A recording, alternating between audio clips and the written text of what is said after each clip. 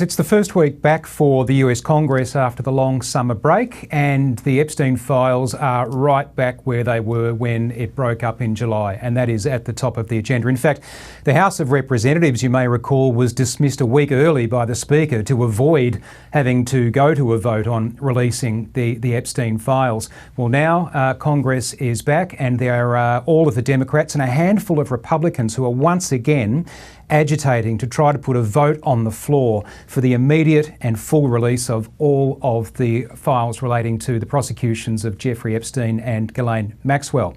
They don't have the numbers at the moment. That's sort of being kicked around at the moment. They may not get the numbers, but really it's, as I say, at the top of the news agenda. And what really helped to kick it along today was a pretty remarkable press conference that took place outside the Capitol building this morning, which was where we heard from a number of survivors, women who are no longer young women, but were not just young women, they were girls, when they found themselves manipulated, trapped into the employ of Jeffrey Epstein and Ghislaine Maxwell, and obviously sexually abused. One after one, they came up to the lectern. They told their story, some of them speaking about their experiences in public for the first time, and the emotion of that really came through, and really just pleading, some of them demanding that the files be released. Now, you might recall yesterday, late yesterday local time, the Department of Justice did release some of the files because they have been subpoenaed by a congressional committee, but they released more than 33,000 files. It sounds like a lot, but it's not. It's a tiny, tiny fraction of the archive, and as some people said, and as we saw when we looked through,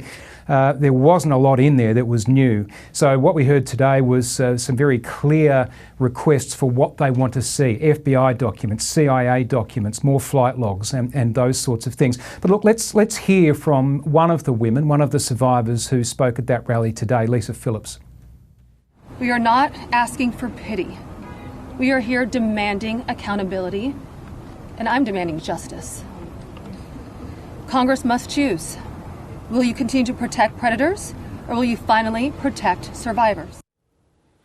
And Ben, Donald Trump has been trying to change the topic and get his supporters to no longer focus on this. What's his response to this today been?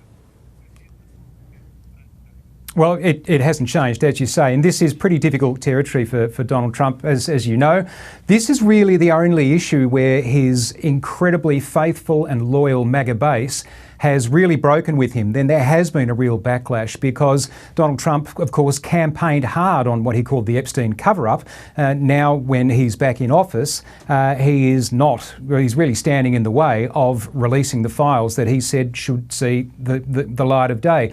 So that hasn't changed, and it's still politically difficult territory for him, although it has to be said that the vast majority of Republicans in the House are choosing to stick with the president. It's only a handful of Republicans who have joined with the Democrats in trying to push this through, including some really strong MAGA figures like Marjorie Taylor Greene, but she's rock solid behind this. But look, as for Donald Trump, he was asked about this in the Oval Office, even as this press conference with the survivors was still going on. Here's what he said.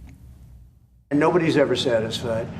From what I understand, I could check, but from what I understand, thousands of pages of documents have been given. But it's really a Democrat hoax because they're trying to get people to talk about something that's totally irrelevant to the success that we've had as a nation since I've been president.